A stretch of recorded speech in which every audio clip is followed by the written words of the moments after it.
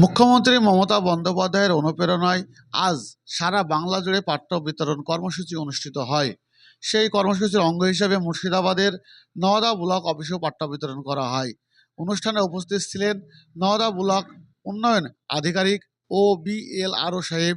এছাড়াও উপস্থিত ছিলেন পঞ্চায়েত সমিতির সভাপতি শহীদুল ইসলাম সাহেব, নওদা ব্লক তৃণমূল কংগ্রেসের সভাপতি শফিউজ্জামান শেখ, হাবিব মাস্টার সহ অন্যান্য জনপ্রতিনিধি ও স্থানীয় নেতৃত্ব।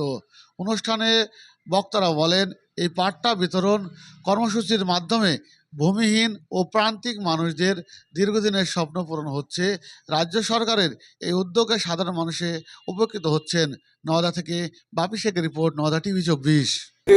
সম্মানীয় শ্রদ্ধেয় দেবাশিস সরকার মহাশয়, নওদা সমষ্টি উন্নয়ন আধিকারিক তিনি আছেন, পঞ্চায়েত সমিতির সভাপতি শহীদুল ইসলাম এবং ওনার ভূমি কর্মাধ্যক্ষ কামাল শেখ আহমেদ, পূর্ত কর্মাধ্যক্ষ, শিক্ষা কর্মাধ্যক্ষ হাবিবুর, সকলকে সাথে নিয়েই আমরা এটা গর্বের আমাদের যে 33 জন গৃহহীন মানুষ, ভূমিহীন মানুষ, তাদেরকে আমরা পাট্টা প্রদান করেছি এবং নিশ্চিতভাবে আগামী দিনে এই সমস্ত ভূমিহীন মানুষদের বাংলার আবাস যোজনার আওতায় এনে মুখ্যমন্ত্রীর আরও একটি প্রকল্প বাংলার আবাস যোজনা, সেই আবাস যোজনার বাড়ি আমরা করাবো।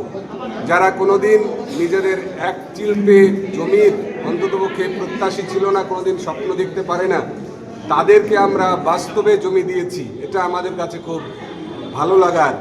এবং তারা কোনোদিনই মাথার ওপর তাদের পাকা বাড়ি হবে, ছাদ হবে, এটা ভাবে না। তাদেরকে আমরা ছাদের ব্যবস্থা করে দিচ্ছি।